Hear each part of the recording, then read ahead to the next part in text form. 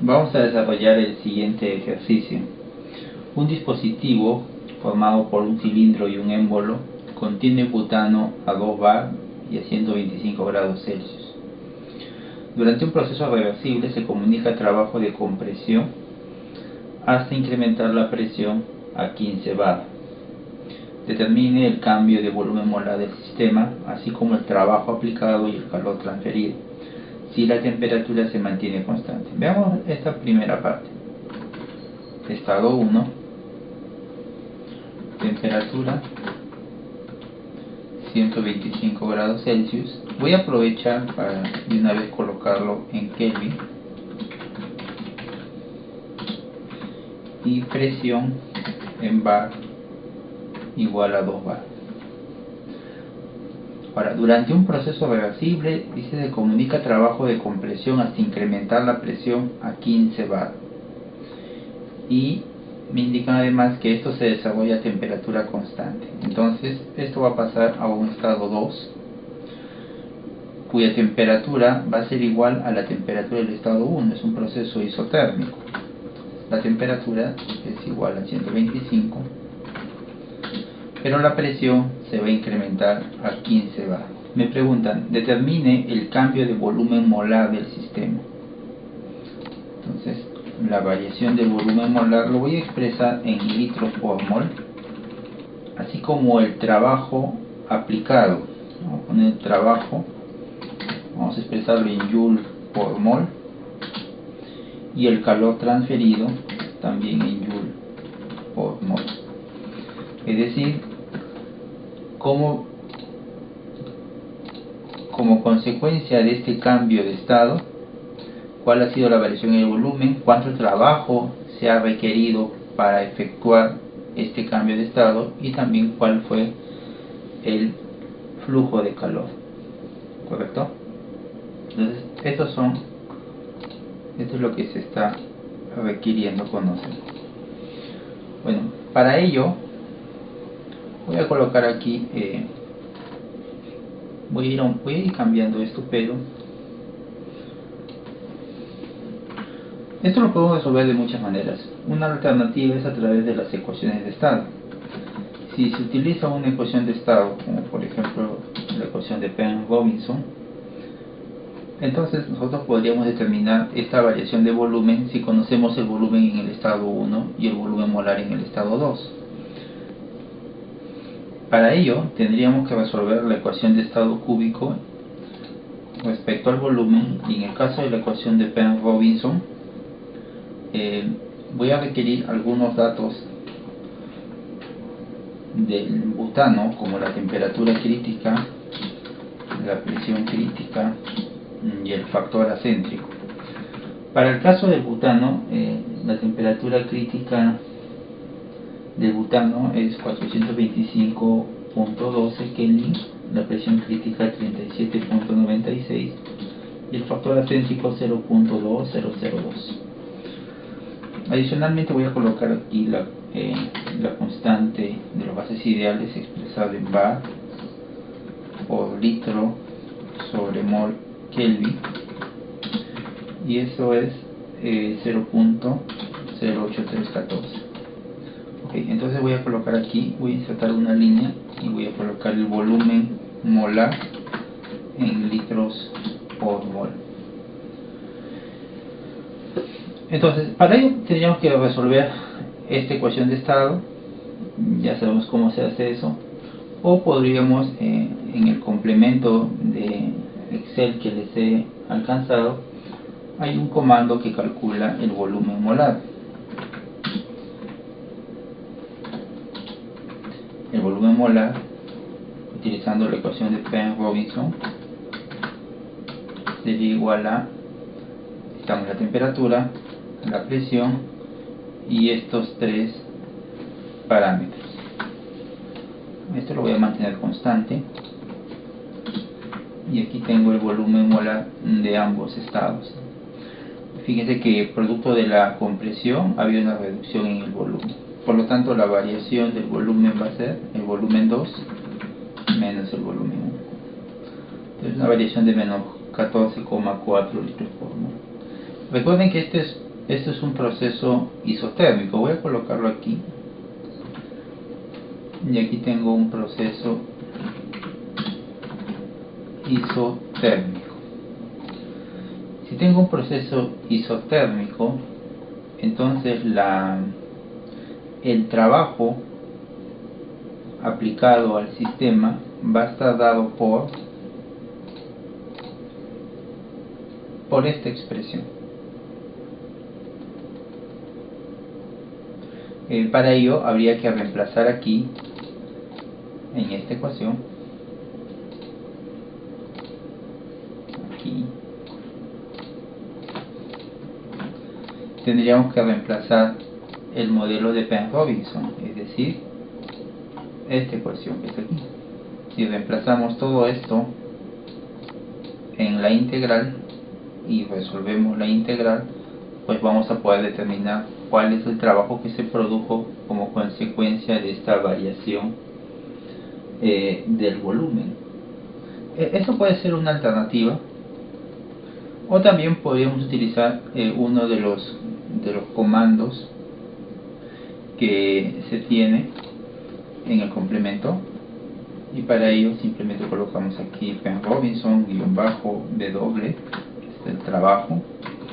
Esa función lo que hace es sustituye esto aquí en la integral y lo resuelve para una determinada temperatura. Como este es un proceso isotérmico, pues es a esa temperatura, y la integral es entre estos dos volúmenes, entre este volumen molar 1 y este volumen molar 2. Pero además debemos ingresar la temperatura crítica, la presión crítica y el factor acéntrico. Entonces, con esto tengo el trabajo expresado en Joule por mol.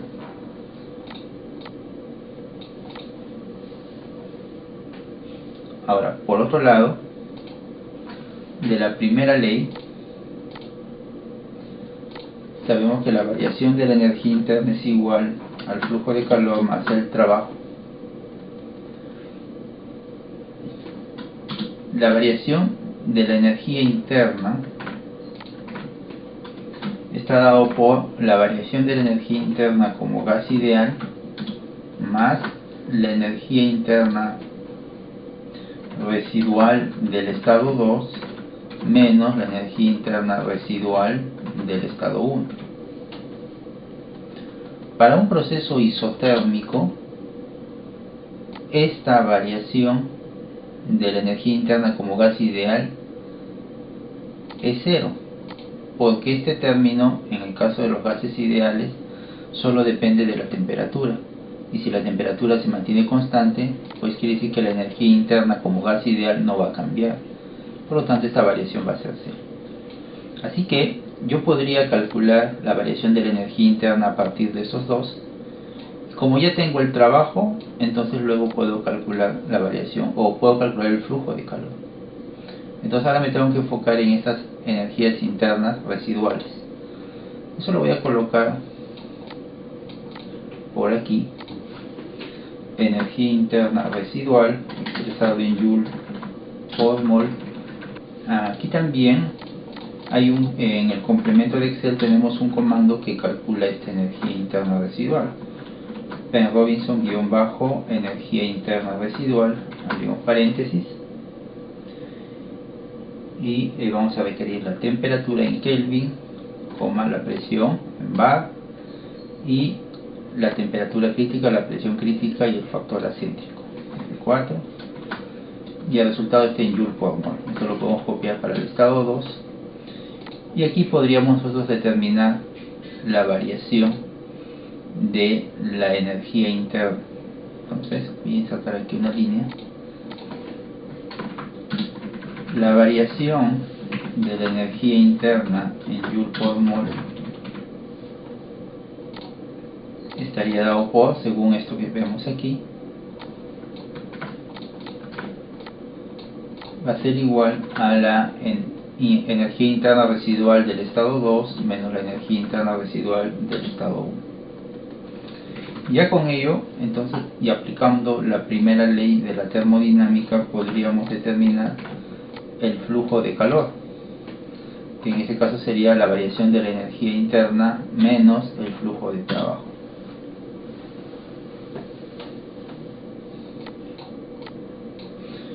Y con eso resolvemos esta incógnita, ¿no? Determinar el cambio del volumen molar negativo de una compresión, una reducción en el volumen del butano.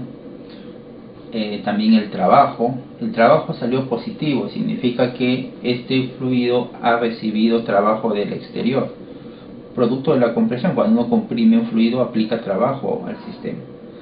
Y el calor transferido, de tal manera que la temperatura se mantenga constante. Para que la temperatura se mantenga constante tuvo que haber una fuga de calor, es decir, cuando al gas lo estaban comprimiendo, el gas tuvo que eliminar energía hacia el exterior en forma de calor, con el objetivo de mantener su temperatura.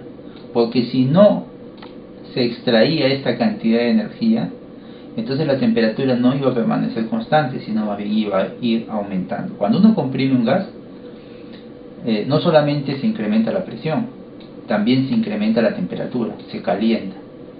Por eso es que, dado que el proceso es isotérmico, tiene que haber necesariamente una extracción de energía, de ahí el signo negativo. ¿Cuánta energía? Esta cantidad. Luego, ¿cuánto calor se requiere transferir para ampliar el volumen molar hasta 2,5 litros por mol? Nos referimos ahora a este punto, ¿no? A partir de este estado, ¿cuánto calor se debe transferir? Si la presión se mantiene constante, ¿qué temperatura se alcanza? Determina el cambio de volumen y el trabajo desarrollado. Entonces aquí vamos a pasar a un estado 3.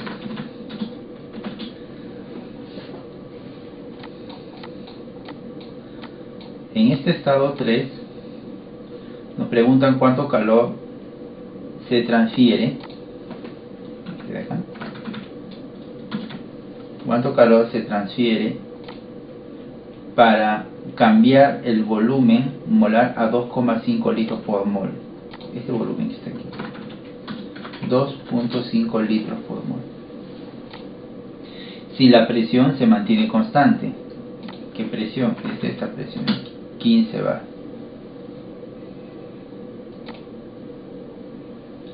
Si la presión se mantiene constante, eso significa que esto es un proceso isobárico. Por lo tanto, aquí solamente requeriría calcular, me falta calcular la temperatura, justamente que me piden aquí, qué temperatura se alcanza. Entonces, necesito calcular esta temperatura. ¿Qué más? Bueno, el calor, ya dijimos, el cambio de volumen y el trabajo desarrollado. El cambio de volumen es precisamente este, y el trabajo desarrollado es este. A ver, ¿cómo podemos calcular esto de aquí? Para empezar, ya tenemos la presión y el volumen molar. Por lo tanto, podríamos calcular la temperatura a partir de la ecuación de estado. Es decir, a partir de esta ecuación, yo podría calcular la temperatura, ¿no? Porque tengo la presión y tengo el volumen molar. El detalle está que la temperatura también está dentro del parámetro A, y despejar no sería no sería factible eso. Así que lo que se va a hacer es un proceso iterativo, ¿no? Para que a partir de esta ecuación obtener la temperatura. Así que lo que voy a hacer es lo siguiente. Fíjense aquí, voy a insertar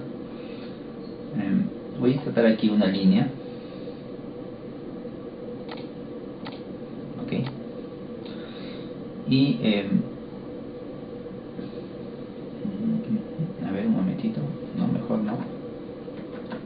Voy a insertar aquí. Voy a insertar aquí voy a insertar aquí dos líneas, y voy a colocar aquí presión calculada en bar, y por acá desviación de la presión.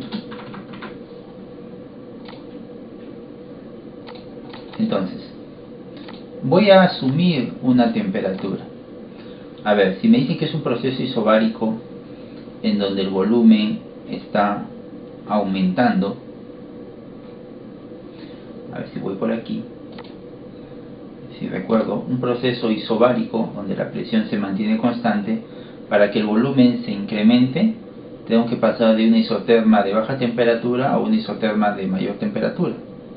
Entonces, quiere decir que la temperatura acá tiene que ser mayor a 125 grados. ¿Qué tan mayor? No lo sabemos. Voy a poner 150 para probar. Este valor yo lo estoy suponiendo. ¿Okay? Bueno, si es así, entonces en Kelvin sería esto. Ahora bien, ya tengo la temperatura y también tengo el volumen molar aquí. Así que lo que voy a hacer es calcular la presión. Para ello tendría que resolver toda esta ecuación. Es más sencillo, ¿no? Porque la presión aquí está despejada. Así que podría fácilmente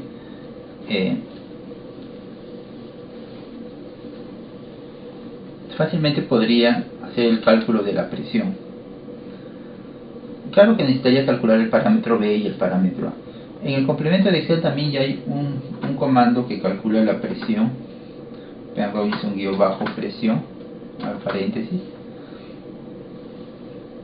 Y para ello necesito la temperatura en Kelvin, el volumen molar en litro por mol, y además los parámetros temperatura crítica, presión crítica y factor acéntrico.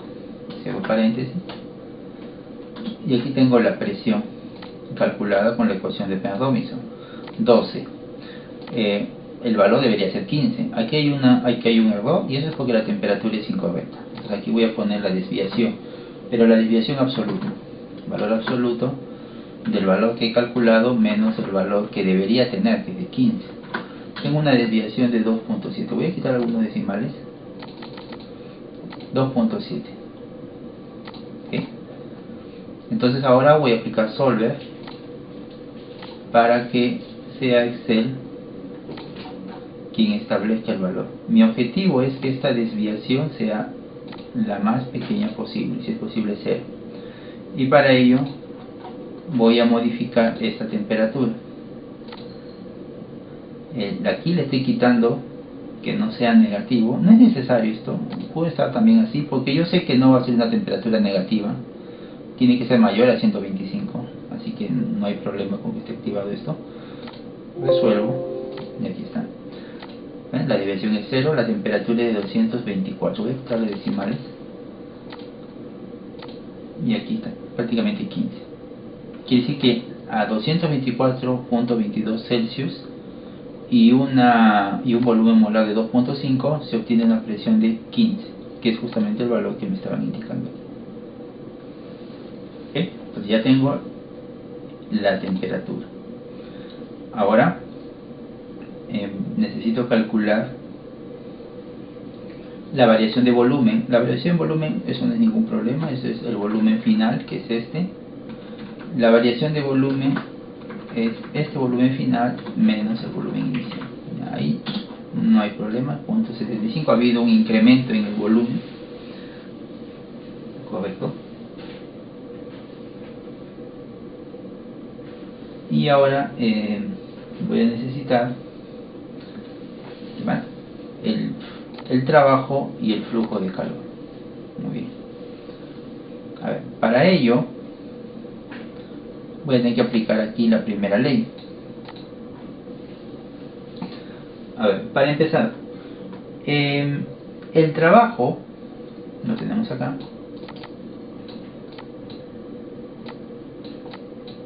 Dado que hay un cambio de volumen, pero la presión permanece constante, esta presión puede salir de la integral. Si sale de la integral, entonces la integral va a ser volumen 2 menos volumen 1. Así que ahí no hay mayor problema.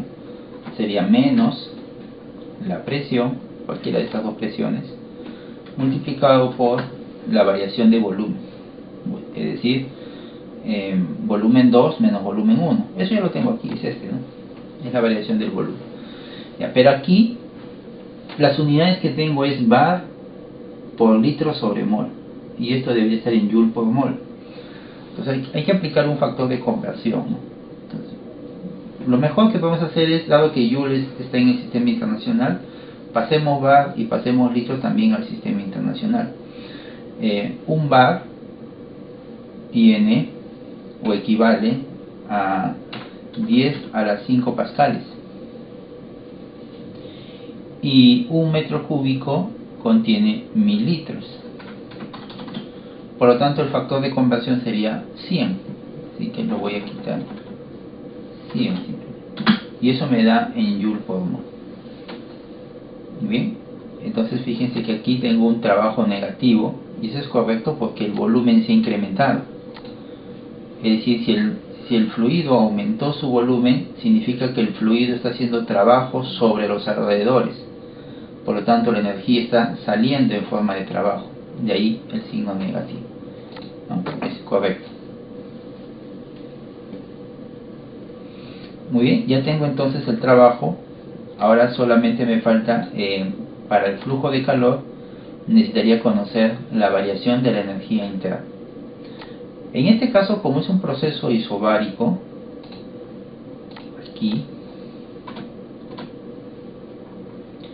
voy a tener que la variación de la energía interna la voy a tener que calcular de esta forma. Este de aquí solamente era válido para aquí, vamos a achicar un poquito, era válido para el proceso isotérmico, ahora ya no, ahora voy a tener que aplicar esto que está aquí.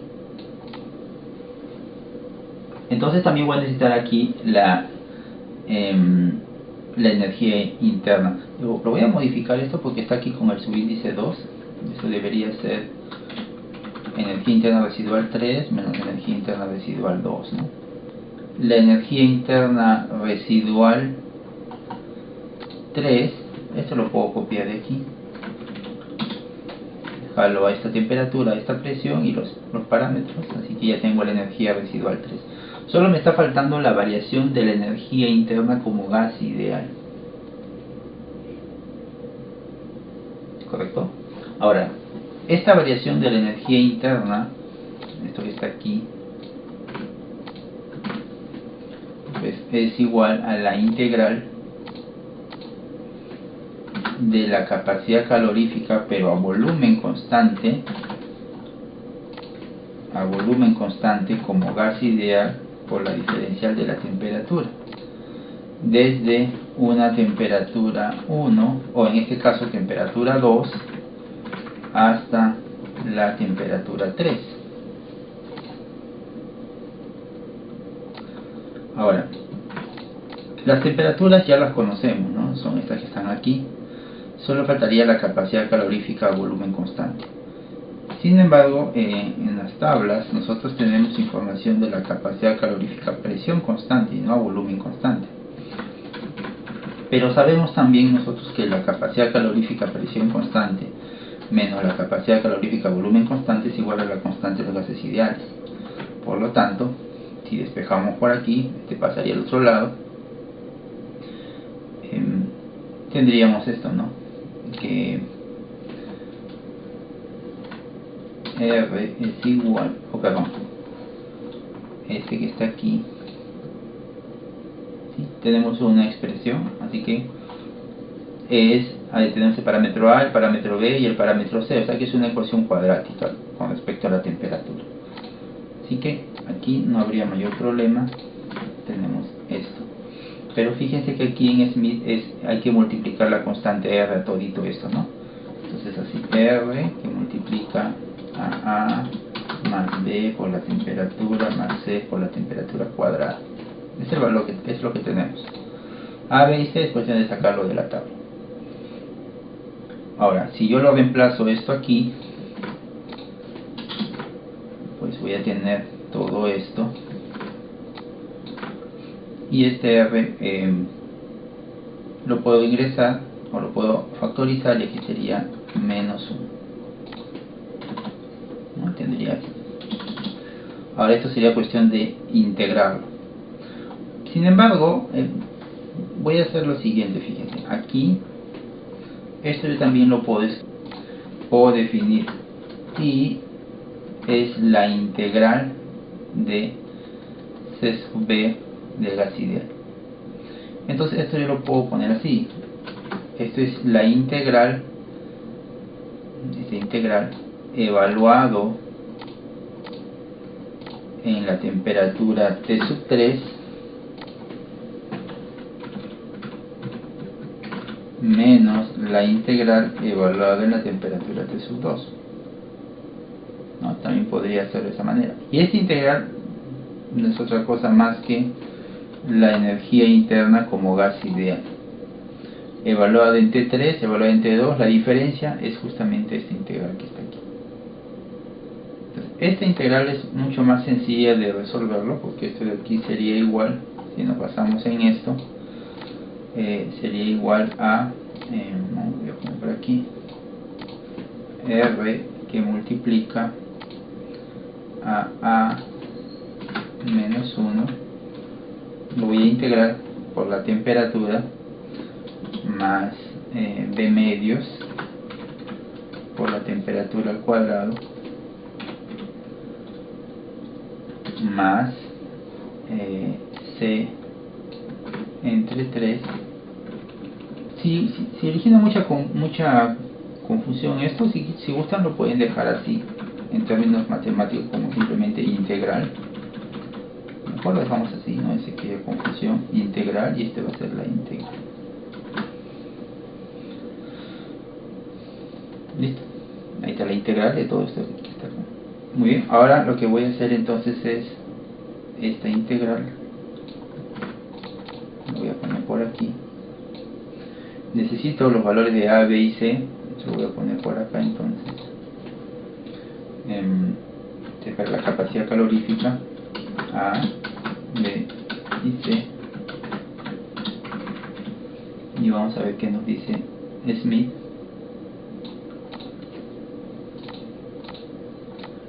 Estamos con el butano.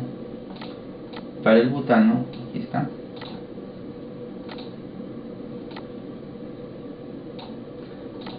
recuerden que hay que multiplicarle por esto de aquí, ¿no?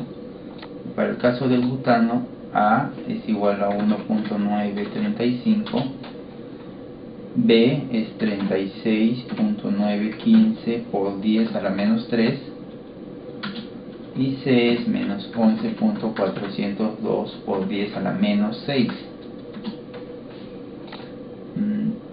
Aquí el rango de temperatura es hasta 1500 Kelvin, o sea que más que suficiente, estamos bien. Y ahora sí, voy a insertar por aquí, voy a insertar aquí una línea, voy a colocar acá, esta es la integral, ¿sí? Sus unidades están en Joule por mol, por si acaso. ¿Y por qué en Joule por mol? Por la constante R.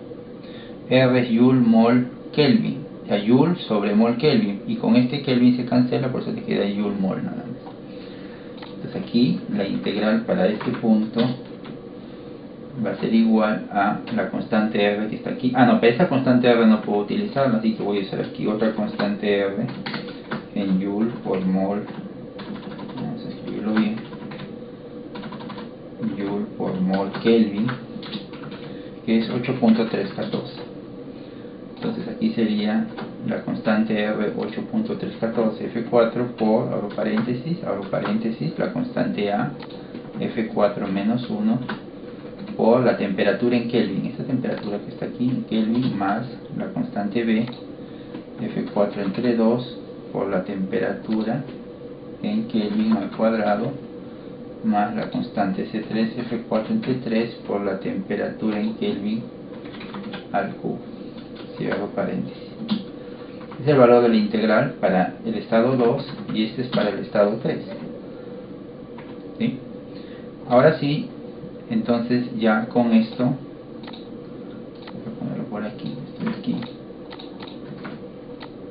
esto ya no, ya tengo que, esta es la variación de la energía interna como gas ideal, va a ser igual a esta integral en el estado 3 menos en el estado 2, ya con eso ya tengo este término, más la energía interna residual del estado 3 menos la energía interna residual del estado 2. Ahora ya puedo entonces calcular con la primera ley, el flujo de calor va a ser igual a la variación de la energía interna menos el trabajo.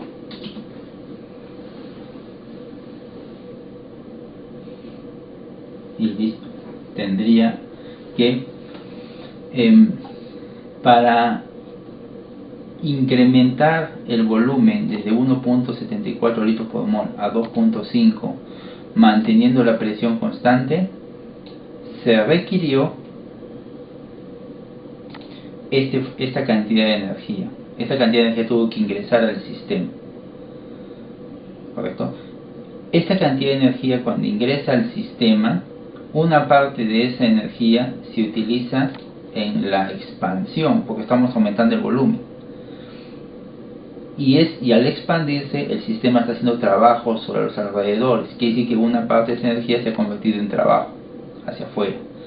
Y la otra parte, porque no es igual, se utilizó en incrementar su contenido energético, su energía interna. ¿Y eso cómo se manifiesta? Con el incremento de la temperatura. ¿Sí? Entonces aquí ya tendríamos esta otra parte.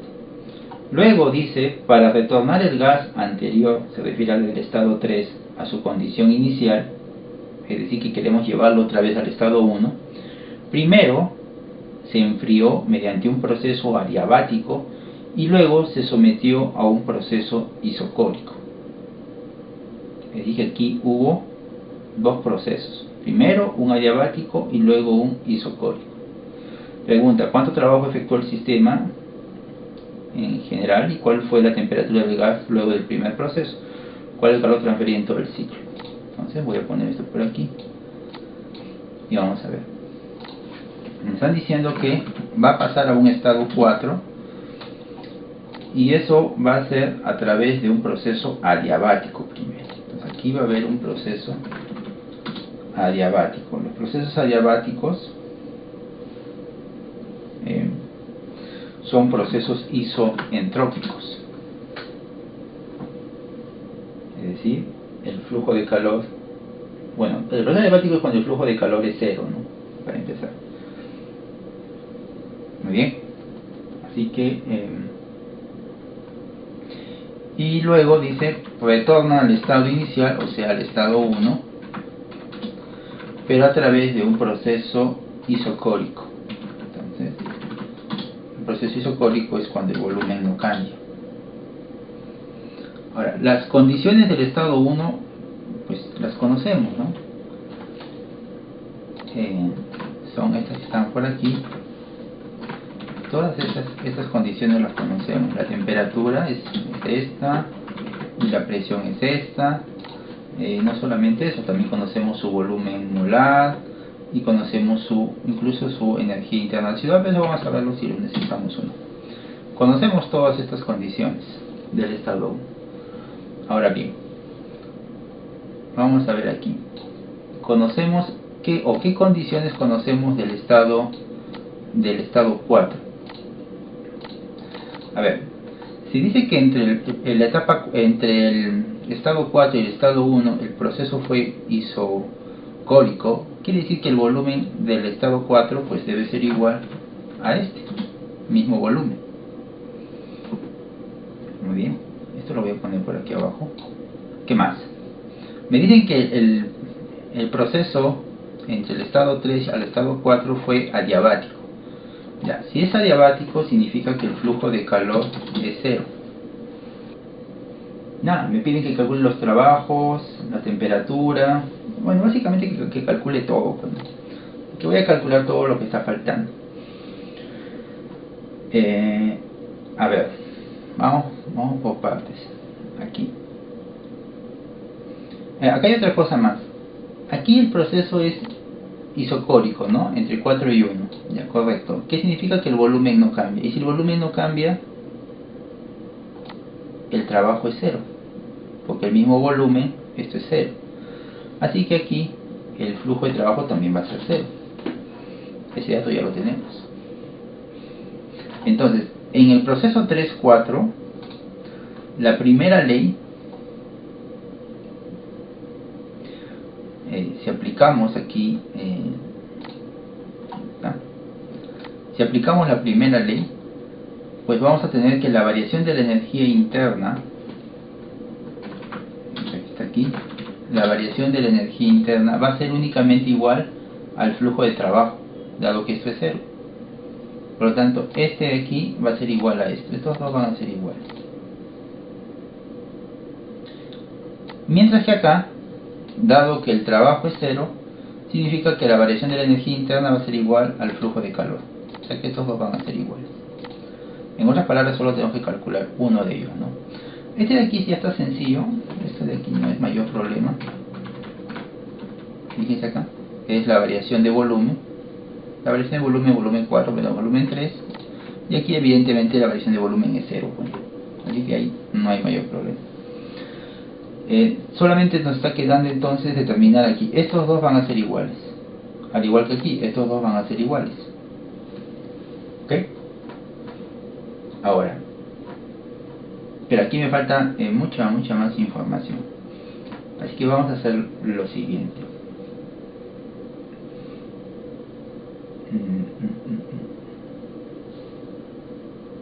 A ver. Aquí me indican que el proceso es adiabático y por lo tanto es isentrópico. Significa que la entropía debe ser igual tanto en el estado 3 como en el estado 4. En otras palabras, me están diciendo que la variación de la entropía debe ser 0. La variación de la entropía aquí es igual. Si usted recuerda aquí, la entropía, aquí está, la entropía o la variación de la entropía, la entropía es igual a una entropía como gas ideal más una entropía residual. Por lo tanto, la variación de la entropía va a ser igual a la variación de la entropía como gas ideal más la entropía residual del estado 4 menos la entropía residual del estado 3. Pero esta variación tiene que ser 0, porque me dicen que el proceso es isentrópico. Entonces esto tiene que ser 0. Ahora, este término que está aquí, vamos a verlo. Este término es igual, eso lo tenemos por acá, aquí está, es igual a la integral del Cp del gas ideal sobre la temperatura. En este caso sería desde la temperatura 3 hasta la temperatura 4 por la diferencial de T menos la constante R por el logaritmo natural de la presión final, es decir, la presión del estado 4 sobre la presión del estado 3.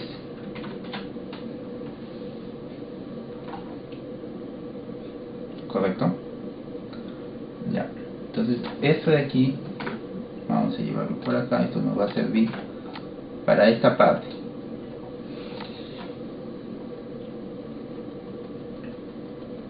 Ahora, ¿qué significa eso? Voy a colocar por acá, voy a insertar una línea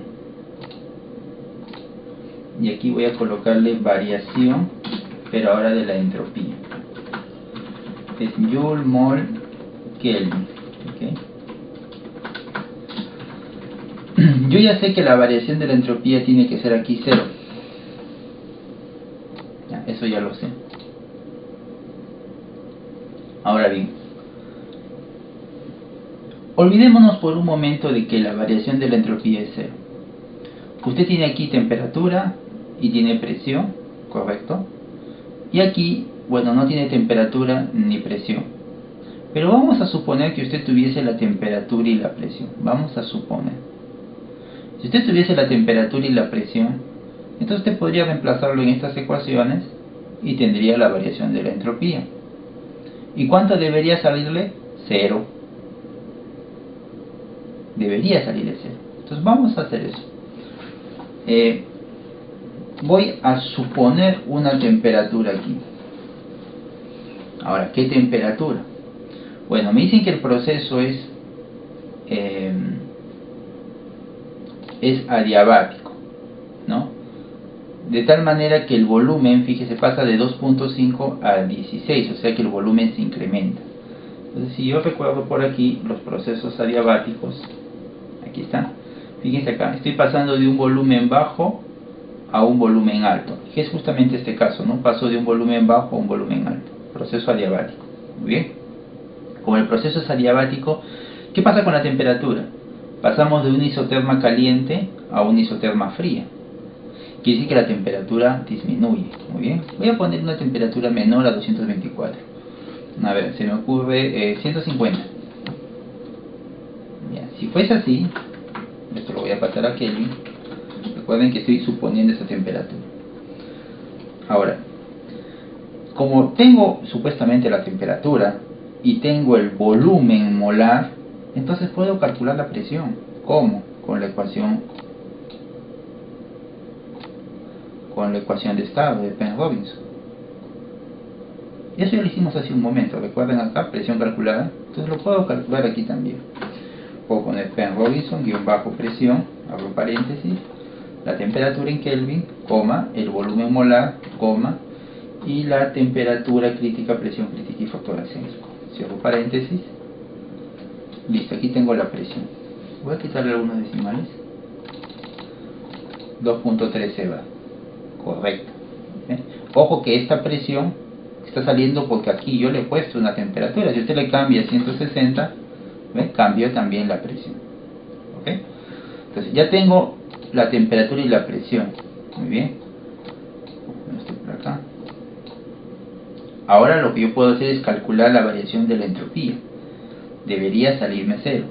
Vamos a ver si me sale cero. Pero antes de eso voy a regresar aquí. Y esto lo voy a resolver también de alguna manera. Así que de la misma forma como lo hice aquí con esta integral. Es decir, es solo esta integral. Yo lo puedo escribir así, miren. Vamos a poner así un momentito. Si defino que esta integral de todo esto es igual a integral, bueno, aquí para que no haya problema con la otra integral, le voy a poner la integral de la entropía, ¿sí? Para que no haya problema aquí. Entonces, si tengo resuelto esto, entonces puedo hacer lo mismo que hice aquí. Esta integral definida va a estar dada por esta integral de la entropía, solo que ahora va a ser T4 aquí y aquí T sub 3. ¿No? Y aquí va a ser igual esta integral, va a tener que hacer algo muy parecido a esto, algo parecido, no digo que igual. Es decir, esta integral, a ver, va a ser igual a ver, tengo que es Cp entre la temperatura, ¿no? Si lo divido aquí entre la temperatura, ¿cómo quedaría todo esto? Esto sería A entre la temperatura, aquí cancela este y aquí cancela la potencia. Y habría que integrar esto de aquí. Entonces, a ver si lo integro, ¿cómo quedaría esto? Quedaría aquí R, paréntesis, A por el logaritmo natural de la temperatura, más B por la temperatura, más C entre 2 por la temperatura al cuadrado, ¿no? Así sería. Este sería esta integral que está aquí. Vamos a poner esto por aquí. No complica. ¿Ok? Y esta integral para el término de la entropía luego lo voy a tener que utilizar pues aquí, ¿no? Para calcular esto, que a su vez me va a servir para calcular esto de aquí.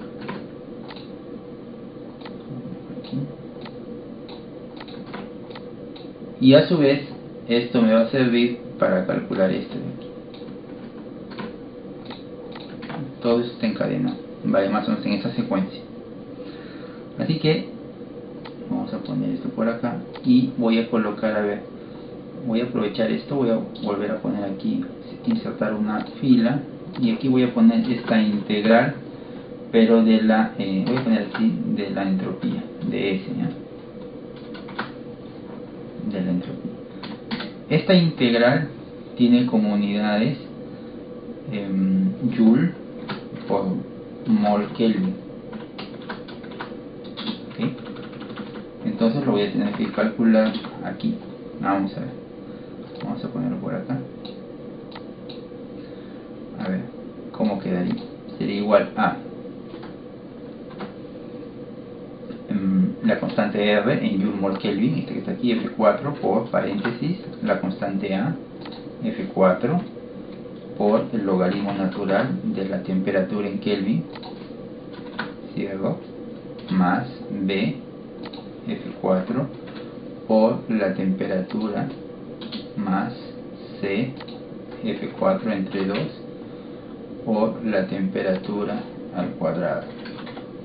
Ya tengo estas integrales, estas dos, así que ya tengo este término que va acá, y ya tengo todo esto, entonces ya puedo calcular este de aquí. Muy bien, lo voy a calcular, entonces voy a insertar aquí, pero aquí debe salir 0, ya, entonces voy a hacer así, miren, fíjense, ya tengo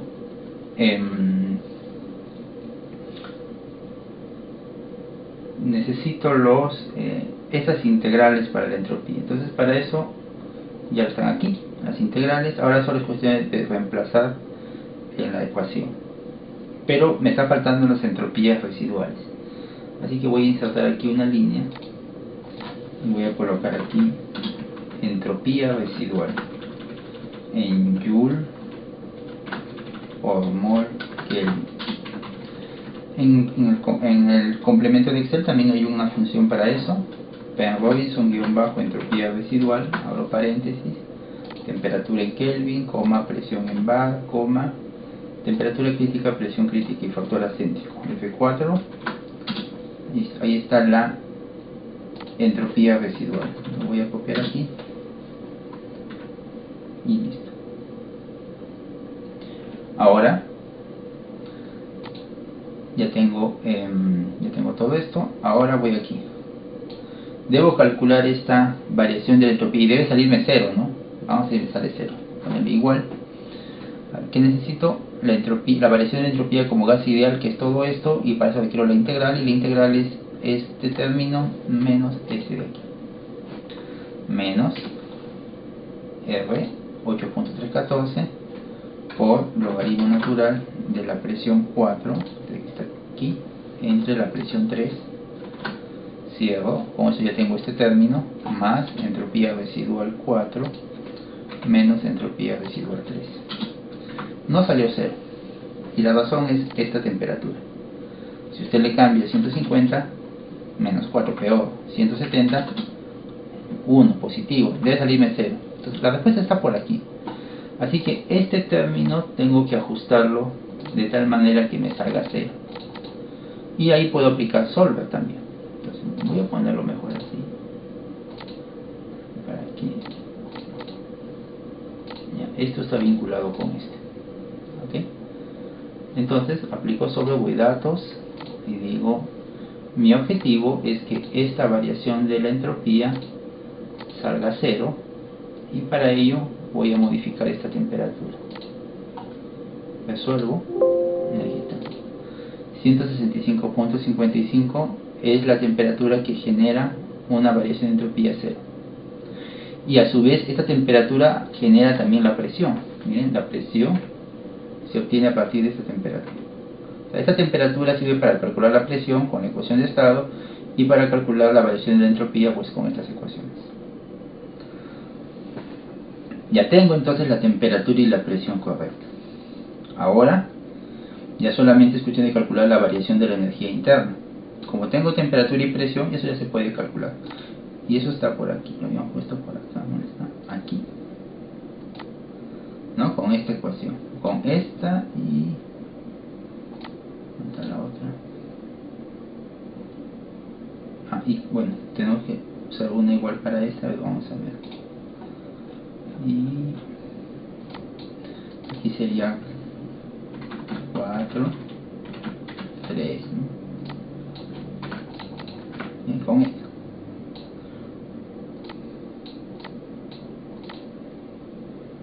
Entonces, ¿pero qué necesito? Estas integrales. Pero ahora tienen que estar evaluadas.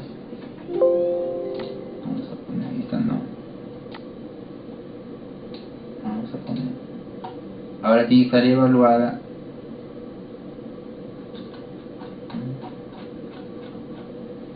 desde la temperatura 3 hasta la temperatura 4.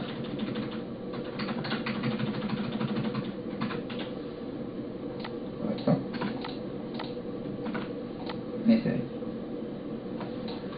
Así que, bueno, la integral aquí está. Lo voy a copiar, simplemente lo copio acá. Está todo ya con sus celdas fijas, así que no hay problema. Y la variación de la energía interna va a ser igual a esta integral menos esta que está aquí. Con eso tengo esto, más la energía interna residual del estado 4. Uy, no la calculé, no importa, ahorita lo calculo. Este que está aquí menos la energía interna residual del estado 3. Y aquí me falta calcular esta energía interna residual. Ok, ya está.